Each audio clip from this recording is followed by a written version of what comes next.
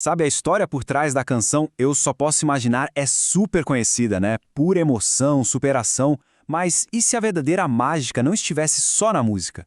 E sim num tipo de manual oculto sobre como a nossa mente pode de fato moldar a realidade? É isso que vamos fazer hoje. Decodificar essa história e ver como ela é um exemplo poderosíssimo da lei da manifestação em plena ação.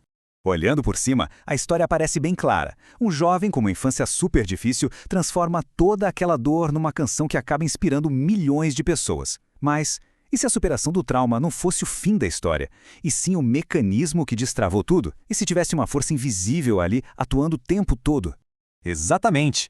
A ideia aqui é olhar para a jornada do Bart Millard não só como um filme, mas como um verdadeiro mapa. Um guia prático que mostra, passo a passo, como os princípios da lei da atração funcionam no mundo real, e que prova que a nossa energia interna é, no fim das contas, a grande arquiteta da nossa realidade externa. Bom, o ponto de partida de tudo é um conflito. Mas não é só um drama familiar, sabe? É uma colisão de energias. De um lado, a gente tem a frequência do medo, da limitação, e do outro, a frequência da esperança, da possibilidade. O que a gente vê aqui é a essência pura desse conflito. De um lado, o pai, Arthur, operando no que a gente pode chamar de frequência da escassez, uma energia de medo, de que nada vai dar certo. Do outro lado, o jovem Bart, que de forma muito intuitiva usa a música para se conectar com algo maior. Ele não está só ouvindo música, ele está na verdade sentindo uma outra realidade onde ele pode ser livre. É o primeiro ato de visualização criativa dele, usar a imaginação para sentir um futuro que ainda não existe de verdade. E aí Bart tenta assumir o controle, ele começa a agir para mudar de vida. Mas aqui é que está um dos grandes segredos da manifestação. Muitas vezes, aquilo que parece um fracasso total é na verdade o universo corrigindo a nossa rota, nos empurrando para o destino certo. Esse processo é um exemplo clássico disso. Bart tenta forçar um caminho que não é o dele, o futebol, basicamente buscando a aprovação do pai. O universo então vai lá e intervém com uma lesão. O que parece uma tragédia é, na verdade, quase uma intervenção divina. Essa porta fechada o obriga a encontrar a porta que, no fundo, sempre esteve aberta. Seu talento no coral. É o universo garantindo que ele se alinhe com seu verdadeiro propósito. Mas olha só, mesmo no caminho certo, o sucesso não vem. Por quê? Porque energeticamente o foco dele ainda está no lugar errado.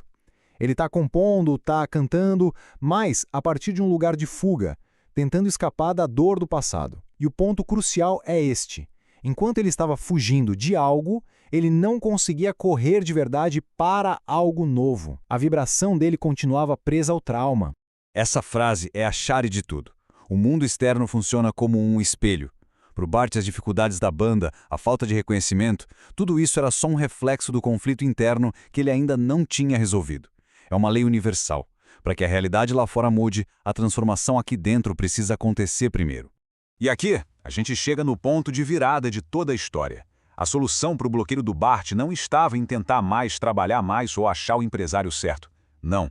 Estava em voltar para casa e fazer a limpeza energética mais poderosa que existe. É fundamental entender o perdão por essa ótica. Não se trata de inocentar outra pessoa, trata-se de se libertar. O ódio, o ressentimento, tudo isso funcionava como uma âncora, mantendo a energia do Bart presa lá no passado.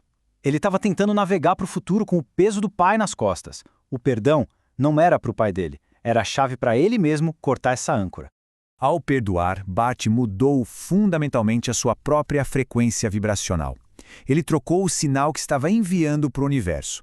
A energia de mágoa, que só atraía mais rejeição, foi substituída pela energia de amor e aceitação, e isso abriu o canal para a verdadeira inspiração finalmente fluir.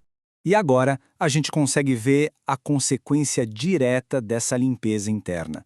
Com o canal finalmente livre, desobstruído, a manifestação no mundo físico não foi gradual, não foi aos pouquinhos. Foi como uma avalanche de resultados extraordinários. Pensa nisso.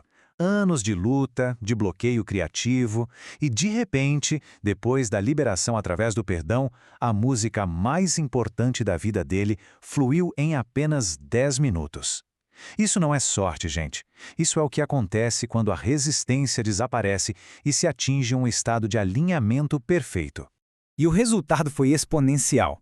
10 minutos de criação, sem esforço nenhum, se transformaram no single cristão mais vendido de todos os tempos. Isso mostra o poder de uma intenção que não vinha mais da dor, mas sim da cura. Era uma emoção pura, liberada no mundo sem nenhuma resistência energética para segurá-la. E aqui, olha só, tudo se conecta. Esse quadro é a prova final. Cada evento importante do filme se alinha perfeitamente com um princípio da lei da atração. A agressividade do pai era a resistência. A lesão foi o redirecionamento do universo. O perdão foi a limpeza dos bloqueios. E o sucesso da canção, a manifestação pura e simples acontecendo. Então, no final das contas, a história de Eu Só Posso Imaginar deixa essa pergunta no ar. Não é só sobre uma canção ou um filme, mas um lembrete do poder que existe em resolver o nosso mundo interior para, então, transformar o mundo exterior. Fica a reflexão.